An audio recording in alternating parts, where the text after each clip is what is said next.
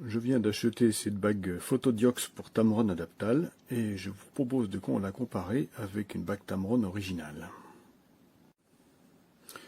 Commençons par la bague Tamron originale. Ces bagues comportent un système de couplage mécanique assez complexe qui permettent de transmettre l'ouverture de l'objectif vers l'appareil photo.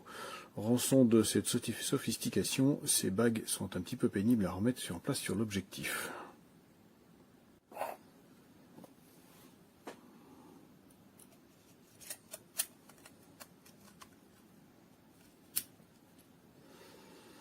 Voilà, et on termine en mettant les petits ergots de couplage qui vont donner la bonne ouverture. Donc là maintenant, quand je suis à bien f5.6, je suis à f5.6 ici. Sur les appareils Reflex Nikon de haut de gamme, il y a un petit ergot ici qui tourne, on voit à peine là, et cet ergot qui tourne transmet l'ouverture de l'objectif manuel.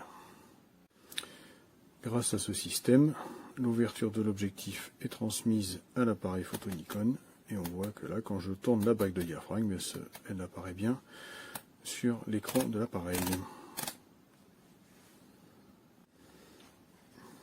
Par ailleurs, le système permet la visée à grande ouverture, pleine ouverture en fait. Donc même lorsqu'on ferme le diaphragme, eh ben, il reste toujours ouvert.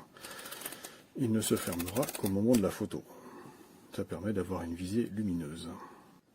Essayons à présent la bague Photodiox.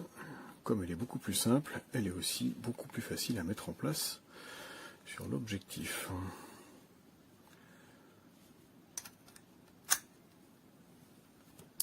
Et voilà. Elle tient très très bien, la qualité de fabrication est excellente, c'est bien verrouillé, c'est bien ferme.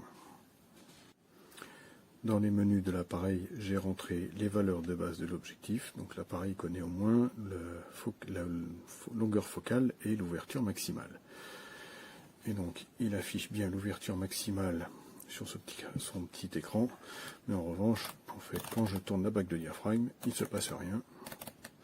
Il ne reconnaît pas l'ouverture réelle. De plus, quand on ferme le diaphragme, on voit qu'il se ferme immédiatement. C'est ce qu'on appelle la visée à ouverture réelle. Le résultat, c'est que dans le viseur, l'image s'assombrit beaucoup lorsqu'on dépasse la limite de f8 ou f11 au maximum. Cependant, l'exposition sera correcte parce que même si l'appareil ne reconnaît pas le diaphragme, il voit bien que la lumière change dans l'objectif et donc il s'adapte. Donc là, je suis à f16 et il a remarqué qu'il n'y a plus beaucoup de lumière. Si je le remets à grande ouverture f2.5, on est à un 125e. Donc l'exposition en fait sera correcte.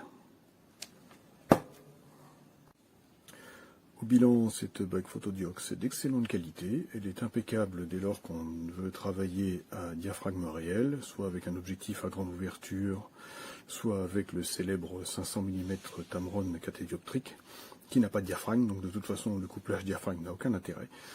Et donc elle remplace très bien une bague adaptale d'origine dans ces usages-là. Si on veut pouvoir utiliser commodément les petites ouvertures, il vaut mieux acheter une adaptale d'origine, d'occasion. Malheureusement, c'est cher et c'est pas facile à trouver. Ew, you're peeing on my hand. Unless if that's water. Oh, yep, it's water. There we go. Yep, it's water.